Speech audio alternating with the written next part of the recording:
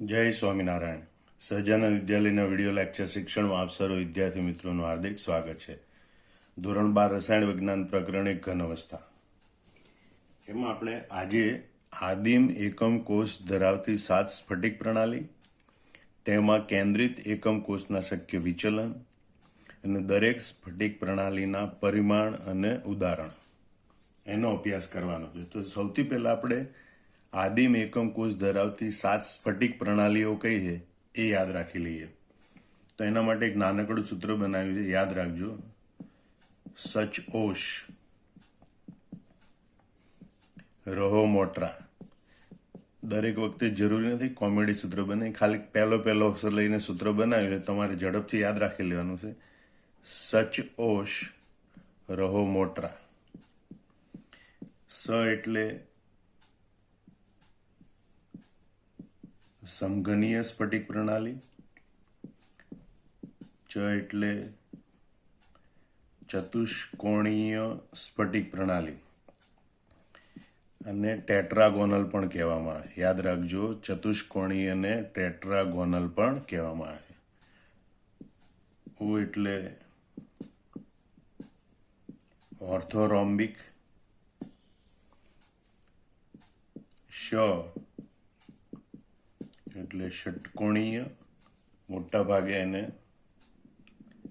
Hexagonal પણ કહેવામાં આવે છે. સ ચ ઓ શ એટલે ષટકોણીય હેક્ઝાગોનલ. રહો એટલે રોમ્બોહેડ્રલ. યાદ રાખજો, રહો એટલે રોમ્બોહેડ્રલ. રોમ્બોહેડ્રલ એને ટ્રાયગોનલ અથવા ત્રિકોણીય એ નામથી પણ ઓળખવામાં આવે છે. મો એટલે મોનોક્લિનિક. મો એટલે મોનોક્લિનિક. અને રહો મોટ્રા, ટ્રા એટલે ટ્રાયક્લિનિક.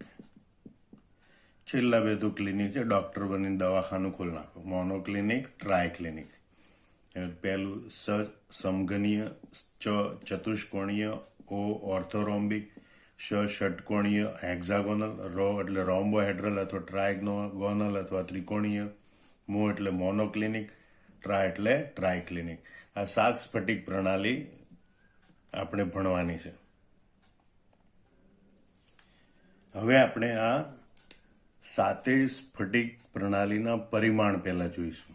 પરિમાણ એટલે એમની ધારની લંબાઈ કેટલી હોય ઘન એકમ કોષમાં, અને અક્ષીય ખૂણાઓ કેટલા માપના હોય 7 સ્ફટિક પ્રણાલી માટે. પહેલા તો સમઘનીય પ્રણાલી જોઈએ તો એના માટે ત્રણેય ધારની લંબાઈ, બાજુઓની લંબાઈ સરખી હોય, A = B = C હોય, અને ત્રણેય ખૂણાના માપ પણ સરખા હોય, અને એટલે જ બિલકુલ સમઘન આકારનો એકમ કોષ બને, માટે એને સમઘનીય પ્રણાલી કહેવામાં આવે. હવે પરિમાણ આપણે યાદ રાખવાના છે. તો સમઘનીય, ચતુષ્ફલકી, ઓર્થોરોમ્બિક, હેક્ઝાગોનલ અથવા ષટકોણીય, રોમ્બોહેડ્રલ, મોનોક્લિનિક, ટ્રાયક્લિનિક. એના માટે તમારે ક્રમશઃ આવી રીતે યાદ રાખેલો.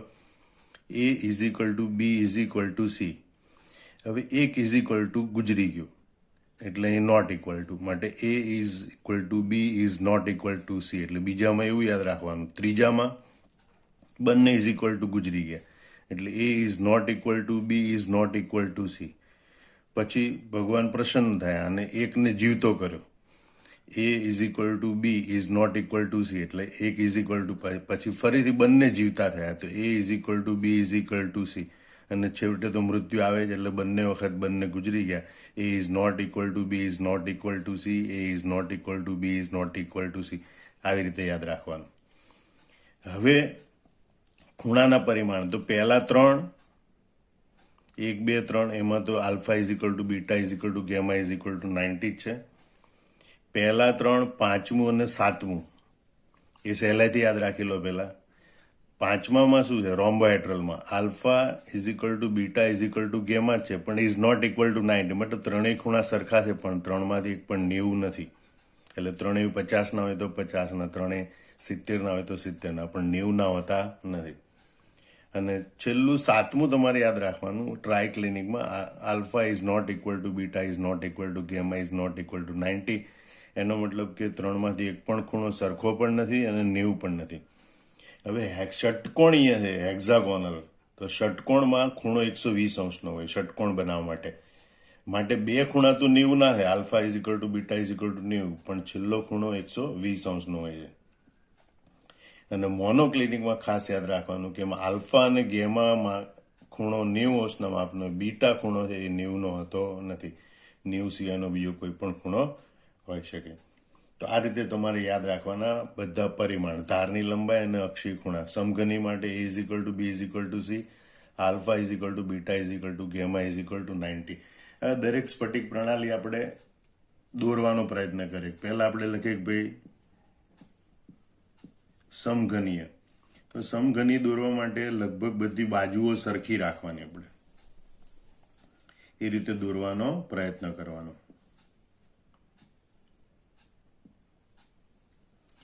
તો A B is equal to A, C is equal to A, એટલે અહીંયા A B is equal to C છે. એ સી અને બી વચ્ચેનો ખૂણો એટલે આલ્ફા ઇઝ ઇક્વલ ટુ 90.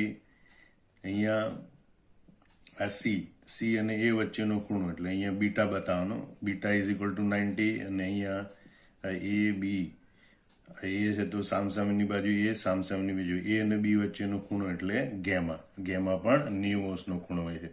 તો આ રીતે સમઘન સ્ફટિક પ્રણાલીનો એકમ કોષ આપણે આવી રીતે દર્શાવીએ, જેમાં ધારના પરિમાણ a is equal to b is equal to c હોય, alpha is equal to beta is equal to gamma is equal to 90 હોય.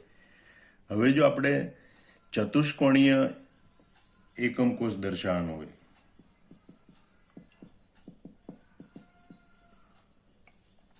તો a is equal to b તો છે, પણ c લંબાઈ જુદી છે. તો આપણે માનો કે આને સહેજ લંબાવી દઈએ.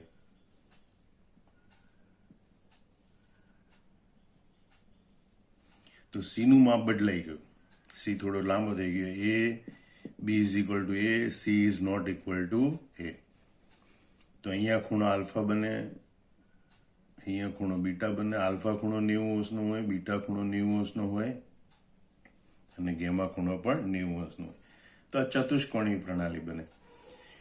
અને ઓર્થોરોમ્બિક બનાવવાનું હોય તો આ બાજુ આપણે ઘટાડી દઈએ, બી બાજુની લંબાઈ છે એ ટૂંકી કરી દઈએ, એટલે a is not equal to b is not equal to c બની જાય.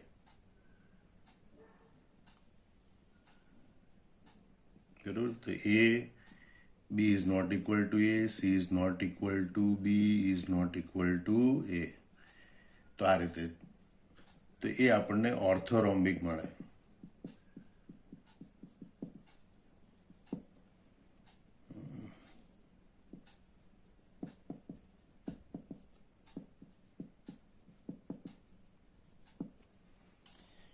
તો આ રીતે આપણે ઓર્થોરોમ્બિક પ્રણાલીમાં a is not equal to b is not, પણ ત્રણેય ખૂણા સરખા હોય. હવે આપણે જોઈએ કે ભાઈ હેક્ઝાગોનલ એટલે કે ષટકોણીય પ્રણાલી. તો ષટકોણીય પ્રણાલીમાં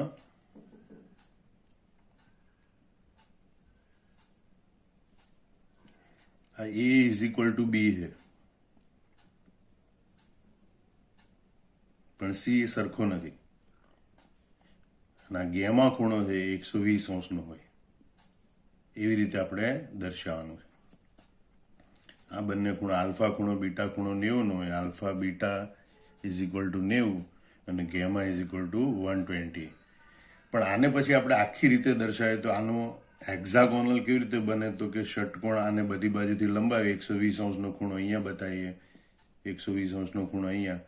તો આ રીતે આપણને હેક્ઝાગોનલ પ્રકારનો એકમ કોષ મળે છે. હા, એની અંદર એક સમઘન ટુકડો હોય છે, બરોબર, એટલે આમ સમઘન પ્રણાલી ગણાય એકમ કોષ માટે, પણ સમગ્ર રીતે જોતા એ ષટકોણી એટલે કે હેક્ઝાગોનલ રચના બને છે. હેક્ઝાગોનલ માટે a is equal to b છે, પણ c is not equal to a is not equal to b. એટલે આ યાદ રાખજો. આલ્ફા અને બીટા 90 ના છે, પણ ગેમા 120 અંશનો હોય છે હેક્ઝાગોનલ માટે. હવે આપણે જોઈએ રોમ્બોહેડ્રલ માટે. તેમાં ત્રણેય બાજુઓ તો સરખી છે, પણ ખૂણા સરખા નથી. ખૂણા 90 ના નથી, એટલે આપણે બધું 90 સિવાયના ત્રાંસા ખૂણા બતાવે. હા, બાજુઓ સરખી બતાવવાની. a is equal to b, તો તમે આવી રીતે એને દોરી શકો. બરાબર. a is equal to b is equal to c. A અને બી સી ત્રણેયના માપ સરખા હોય. આલ્ફા બીટા ગેમા એ 90ના નથી હોતા, પરંતુ ત્રણેય સરખા હોય છે. Alpha is equal to beta is equal to gamma, but they are not 90. પણ એ 90° ખૂણા હોતા નથી. હવે મોનોક્લિનિકમાં ત્રણેય બાજુ સરખી નથી. આલ્ફા અને ગેમા 90° ખૂણો છે, પણ બીટા 90° નથી. એટલે અહીંયા થોડું ધ્યાન રાખવું પડશે કે ભાઈ આલ્ફા ગેમા તો 90° છે,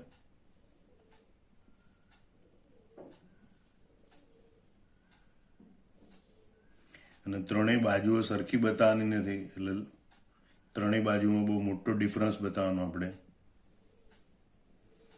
એ B is not equal to A, C is not equal to B is not equal to A. હવે અહીંયા તમારે આલ્ફા અને ગેમા 90નો બતાવવાનો છે. એટલે અહીંયા એ બાજુ બતાવવાની, અહીંયા સી બાજુ બતાવવાની, અને અહીંયા બી બતાવવાની. એટલે આ બંને સી બાજુઓ છે, આ બંને બી બાજુ છે, અને ઉપર નીચે એ બાજુઓ છે. તો બી અને સી વચ્ચેનો ખૂણો આલ્ફા, પણ એ અને બી વચ્ચેનો ખૂણો ગેમા. અહીંયા આલ્ફા અને ગેમા ઇઝ ઇક્વલ ટુ 90°.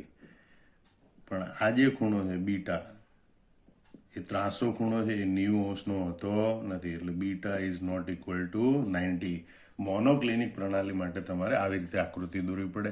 અહીંયા બાજુની લંબાઈ પણ બદલવાની. સી અહીં દર્શાવવાનું, જેથી આપણે ગેમા બીટા ખૂણો છે એ 90 સિવાયનો ખૂણો દર્શાવશું, કે આલ્ફા અને ગેમા 90ના ખૂણા છે. તો આ રીતે તમે દર્શાવી શકો. ટ્રાય ક્લિનિકમાં તો ત્રણેય બાજુ પણ સરખી નથી, ત્રણેય ખૂણા પણ સરખા નથી. એટલે બિલકુલ ત્રાસો સમઘન બતાવવાનો, અને ત્રણેય બાજુ સરખી ન હોય એવી રીતે દર્શાવી દેવાનું.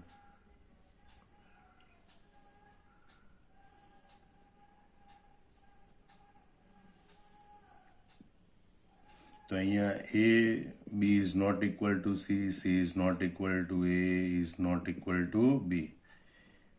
અને આલ્ફા બીટા અને ગેમા એ ત્રણ પણ સરખા નથી. Alpha is not equal to beta is not equal to gamma is not equal to 90. તો આ રીતે તમારે બધા પરિમાણ યાદ રાખવાના. ફરીથી તમે જોઈ લો કે અહીંયા પહેલાં ઇક્વલ ટુ, પછી નોટ ઇક્વલ ટુ, એક ઇક્વલ ટુ ગુજરી ગયો, પછી બંને ઇક્વલ ટુ ગુજરી ગયા, પછી પાછું એક ઇક્વલ ટુ સજીવન થયો, બંને ઇક્વલ ટુ સજીવન થયા, પછી બંને પાછા ગુજરી ગયા. આ રીતે તમારે યાદ રાખવાનું 7 માટે. આમાં ત્રણેયમાં ઇક્વલ ટુ છે અને બધા 90°ના ખૂણા છે. આમાંય ત્રણેયમાં ઇક્વલ ટુ છે, પણ 90°ના ખૂણા નથી 5માં રોમ્બોહેડ્રલમાં. ત્યારે ટ્રાય ક્લિનિકમાં ત્રણેય ખૂણા સરખા નથી, 90 પણ નથી. હેક્ઝાગોનલમાં ષટકોણ બનાવે 120ની જરૂર પડે. એટલે આલ્ફા બીટા બરાબર 90, ગેમા બરાબર 120. જ્યારે મોનોક્લિનિકમાં alpha gamma is equal to 90, beta is not equal to 90. આ રીતે જોવાનું હોય છે. હવે આપણે આના શક્ય વિચલન, કેન્દ્રિત એકમ કોષના શક્ય વિચલન, આદિમ એકમ કોષ, એ આપણે જોઈએ. આમ એકમ કોષના શક્ય વિચલન સમજતા પહેલા એકમ કોષના પ્રકાર આપણે ઝડપથી પુનરાવર્તન કરી લઈએ. પહેલો પ્રકાર હતો આદિમ એકમ કોષ. ઘટક કણો માત્ર ખૂણાના સ્થાન પર ગોઠવાયેલા હોય તો એને આદિમ એકમ કોષ કહેવાય. બીજું છે કે અંતઃકેન્દ્રિત એકમ કોષ. ઘટક કણો ખૂણાના સ્થાન ઉપર ગોઠવાયેલા ઉપરાંત એક ઘટક કણ કેન્દ્ર સ્થાને પણ ગોઠવાયેલો તો એને કેન્દ્રિત એકમ કોષ કહેવાય. બીજું ફલક કેન્દ્રિત એકમ કોષ. ઘટક કણો દરેક ખૂણાના સ્થાન ઉપર ગોઠવાયેલા ઉપરાંત દરેક ફલકની મધ્યમાં એક એક ઘટક કણ ગોઠવાયેલો હોય, ઉપર નીચે આજુબાજુ આગળ પાછળ. તો એવો એકમ કોષ અને ફલક કેન્દ્રિત એકમ કોષ કહેવાય. અને અંત કેન્દ્રિત એકમ કોષ, છેડા કેન્દ્રિત એકમ કોષ કહેવાય, કે જેમાં ઘટક કણો 8 ખૂણા ઉપર તો ગોઠવાયેલા હોય, ઉપરાંત વિરુદ્ધ ફલકોની કોઈ એક જોડ હોય, એમાં દરેક ફલકના કેન્દ્રમાં એક એક ઘટક કણ ગોઠવાયેલો, તો એને અંત કેન્દ્રિત એકમ કોષ કહે છે. હવે આપણે જોઈએ આ 7 સ્ફટિક પ્રણાલી છે. સમઘની, ચતુષ્કોણી, ઓર્થોરોમ્બિક, ષટકોણી, રોમ્બોહેડ્રલ, મોનોક્લિનિક, ટ્રાયક્લિનિક. એમાં દરેકમાં આદિમ એકમ કોષ તો હોય છે. એટલે કે દરેક આદિમ એકમ કોષ ધરાવે, જેમાં સમઘનના 8 ખૂણા ઉપર 8 ઘટક કણો ગોઠવાયેલા હોય. આ ઉપરાંત એમાં શક્ય વિચલનો જોવા મળે. મેં લખ્યું 324, 11, 21. તમારે યાદ રાખવાનું 324, 11, 21. મતલબ કે સમઘની સ્ફટિક પ્રણાલી 3 પ્રકારના એકમ કોષ ધરાવે: આદિમ એકમ કોષ, અંતઃકેન્દ્રિત એકમ કોષ અને ફલક કેન્દ્રિત એકમ કોષ. એનો મતલબ કે એમાં એક આદિમ એકમ કોષ છે અને 2 કેન્દ્રિત એકમ કોષના વિચલન છે. આમ કુલ 3 એકમ કોષ જોવા મળે છે. એ રીતે ચતુષ્કોણીય પ્રણાલી છે, એમાં આપણને 2 એકમ કોષ જોવા મળે: આદિમ એકમ કોષ અને અંતઃકેન્દ્રિત એકમ કોષ. જોઈએ પહેલા આપણે સમઘનીય પ્રણાલી માટે જોઈએ. પછી સમઘનીય આદિમ એકમ કોષ, જેમાં માત્ર સમઘન એટલે જેમાં a is equal to b is equal to c, alpha is equal to beta is equal to gamma is equal to 90, એટલે એને કહેવાય સમઘનીય. એટલે આમાં ત્રણેય બાજુ સરખી હોય, ત્રણેય ખૂણા સરખા હોય, એવું સમઘનીય. સમઘનીય આદિમ એકમ કોષ, સમઘનીય અંતઃકેન્દ્રિત એકમ કોષ અને સમઘનીય ફલક કેન્દ્રિત એકમ કોષ. એ રીતે ચતુષ્કોણીય રચના માટે આપણે જોઈએ તો ચતુષ્કોણીય રચના માટે પણ આપણને 2 પ્રકારના એકમ કોષ મળે. હવે ચતુષ્કોણીય રચનાની ખાસિયત કેવી છે? એ ઇઝ ઇક્વલ ટુ બી હોય પણ સી એને ઇક્વલ ટુ હોતો નથી.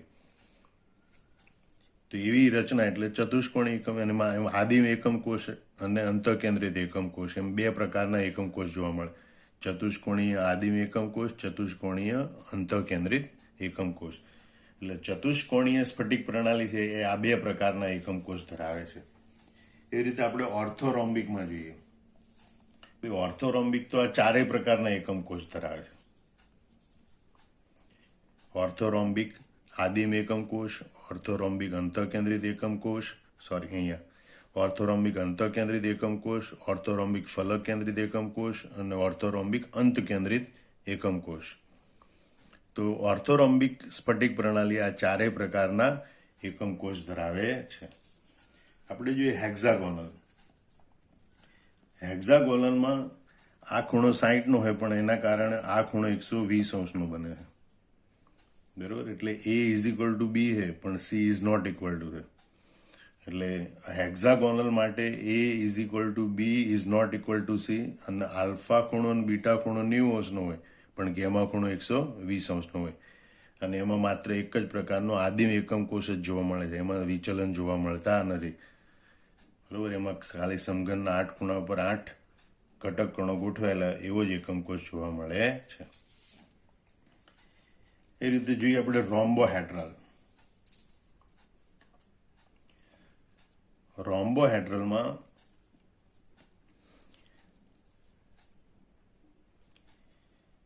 ત્રણેય બાજુના માપ સરખા હોય, એટલે કે a is equal to b is equal to c હોય. ત્રણેય ખૂણાના માપ સરખા હોય, alpha is equal to beta is equal to gamma હોય, પણ એ 90 અંશના ખૂણા હોતા નથી, 90 કરતાં ઓછા હોય છે. તો આવો રોમ્બોહેડ્રલ છે, એક જ આદિમ કોષ જ ધરાવે છે, એને અન્ય કોઈ શક્ય વિચલન જોવા મળતા નથી. એટલે રોમ્બોહેડ્રલમાં એક જ આદિમ પ્રકારનો એકમ કોષ હોય છે. જોઈએ આપણે મોનોક્લિનિકમાં. તો મોનોક્લિનિકમાં આપણને 2 પ્રકારના એકમ કોષ જોવા મળે: આદિમ એકમ કોષ અને અંતકેન્દ્રિત એકમ કોષ. આદિમ એકમ કોષ અને અંતકેન્દ્રિત એકમ કોષ. એમાં a is not equal to b is not equal to c હોય છે. બરોબર? અને આલ્ફા અને ગેમા ખૂણો છે એ 90 અંશનો હોય છે, પણ બીટા ખૂણો છે એ 90 કરતાં ઓછો હોય છે. બીટા ખૂણો 90 કરતાં ઓછો હોય છે. એટલે મોનોક્લિનિક સ્ફટિક પ્રણાલી છે એમાં 2 પ્રકારના એકમ કોષ હોય: આદિમ એકમ કોષ અને અંતકેન્દ્રિત એકમ કોષ. જ્યારે ટ્રાયક્લિનિક એટલે alpha is not equal to beta is not equal to gamma is not equal to 90 અને a is not equal to b is not equal to c. A b અને c ના માપ સરખા નથી, આલ્ફા બીટા અને ગેમાના માપ સરખા નથી, એ પ્રકારનું. તો આ ટ્રાયક્લિનિક સ્ફટિક પ્રણાલી છે, આવો આદિમ એકમ કોષ જ ધરાવે છે, અન્ય કોઈ શક્ય વિચલન એમાં જોવા મળતા નથી. આમ આપણે જોઈએ કે ભાઈ આદિમ એકમ કોષ અને શક્ય વિચલન થઈ અને કુલ આપણને 14 સ્ફટિક પ્રણાલી મળે છે. અને આવી 14 જ ગોઠવણી શક્ય છે એવું બ્રેવિસ નામના વૈજ્ઞાનિકે શોધી કાઢ્યું હતું. એટલે આ બધી સ્ફટિક પ્રણાલીઓ છે એને બ્રેવિસ લેટિસ તરીકે પણ ઓળખવામાં આવે છે. એટલે બ્રેવિસ લેટિસ પ્રણાલી કેટલી? તો કે 14: સમઘનીય આદિમ, સમઘનીય અંતઃકેન્દ્રિત, સમઘનીય ફલક કેન્દ્રિત. એ રીતે ચતુષ્કોણીય આદિમ, ચતુષ્કોણીય અંતઃકેન્દ્રિત, ઓર્થોરોમ્બિક આદિમ, ઓર્થોરોમ્બિક અંતઃકેન્દ્રિત, ઓર્થોરોમ્બિક ફલક કેન્દ્રિત, ઓર્થોરોમ્બિક અંતઃકેન્દ્રિત, હેક્ઝાગોનલ આદિમ, રોમ્બોહેડ્રલ આદિમ, મોનોક્લિનિક આદિમ, મોનોક્લિનિક અંતકેન્દ્રિત અને ટ્રાયક્લિનિક આદિમ. આ 14 સ્ફટિક પ્રણાલી એ આ બ્રેવિસ લેટિસમાં જોવા મળે છે. હવે આપણે એના ઉદાહરણો યાદ રાખવાનો પ્રયત્ન કરીએ. આપણે વિચિત્ર ફની સૂત્રો દ્વારા આપણે આ જે દરેક સ્ફટિક પ્રણાલી છે એનો ઉદાહરણો યાદ રાખવાનો પ્રયત્ન કરીશું. અત્યારે આપણે માત્ર પાઠ્યપુસ્તકમાં જે ઉદાહરણ આપ્યા છે એની ઉપર ફોકસ કરીશું, કારણ કે એ પરીક્ષામાં મોટાભાગે એ ઉદાહરણો અને એના ઉપર આધારિત MCQ પૂછવાની શક્યતા હોય છે. આજે પ્રશ્ન આપણે અત્યારે ભણી રહ્યા છીએ, એ પ્રશ્ન 3 માર્કમાં પૂછાય એવી શક્યતા બહુ ઓછી છે, પણ આ કોષ્ટક તમે તૈયાર કરો તો એ MCQ ગુજકેટ, નીટ, JEE દર વર્ષે એકાદ MCQ તો આ કોષ્ટકમાંથી પૂછાય છે. એટલે MCQની તૈયારી માટે આ કોષ્ટક ખૂબ જ મહત્વનું છે. એમાં ઉદાહરણો યાદ રાખવા ખૂબ જ જરૂરી હોય છે, કારણ કે ઉદાહરણ ઉપરથી તમને સ્ફટિક પ્રણાલી અને સ્ફટિક પ્રણાલીના જે પરિમાણ હોય એ તમને પૂછી શકે છે. તો સૌથી પહેલાં આપણે સમઘનીય માટે જોઈએ. તો સમઘનીય માટે તમારે યાદ રાખવાનું નાકલી ઝીંસ્કુ. નાકલી ઝીંસ્કુ. નાકલી એટલે NaCl, જીન્સ એટલે ઝિંક બ્લેન્ડ, ZnS છે જેને કહેવાય ઝિંક બ્લેન્ડ, અને કુ એટલે Cu કોપર. આ રીતે યાદ રાખજો. પેલું સમઘનીય માટે શું યાદ રાખજો? નાકલી ઝીંસ્કુ.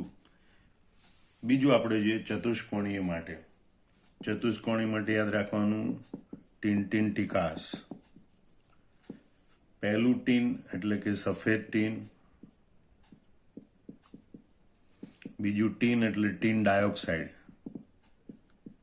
SnO2, ટી એટલે TiO2 ટિટેનિયમ ડાયોક્સાઇડ, અને કાસ એટલે CaSO4. કાસ એટલે CaSO4. સફેદ tin, tin dioxide, titanium dioxide, કાસ એટલે કેલ્શિયમ સલ્ફેટ. આ રીતે બીજું યાદ રાખવાનું. હવે ઓર્થોરોમ્બિક માટે જોઈએ. હવે આપણે ઓર્થોરોમ્બિકના ઉદાહરણ જોઈએ. રહો, કાના, બસમા. રહો એટલે રોમ્બિક સલ્ફર. રહો એટલે રોમ્બિક સલ્ફર. કાના એટલે કાનો3 પોટેશિયમ નાઇટ્રેટ. બસમા એટલે BaSO4 બેરિયમ સલ્ફેટ. તો આ રીતે તમારે યાદ રાખવાના. રહો, કાના, બસમા રોમ્બિક સલ્ફર. કાના એટલે KNO3 પોટેશિયમ નાઇટ્રેટ. બસમા એટલે BaSO4. ષટકોણી માટે ગ્રે ઝીણીઓ કુડીસ. ષટકોણ ગ્રે ઝીણીઓ કુડીસ. ગ્રે એટલે ગ્રેફાઇટ. ષટકોણી માટે ગ્રે ઝીણીઓ કુડીસ. ગ્રે એટલે ગ્રેફાઇટ, ઝીણીઓ એટલે ઝીણીઓ ZnO ઝિંક ઓક્સાઇડ, અને કુડીસ એટલે CdS કેડમિયમ સલ્ફાઇડ. તો આ 3 ષટકોણીય અથવા તો હેક્ઝાગોનલ પ્રણાલીના ઉદાહરણ છે. રોમ્બોહેડ્રલ અથવા ટ્રાયગોનલ અથવા ત્રિકોણીય પ્રણાલી માટે તો એના માટે આપણે કહેવાનું છે કે ભાઈ કેસી હો.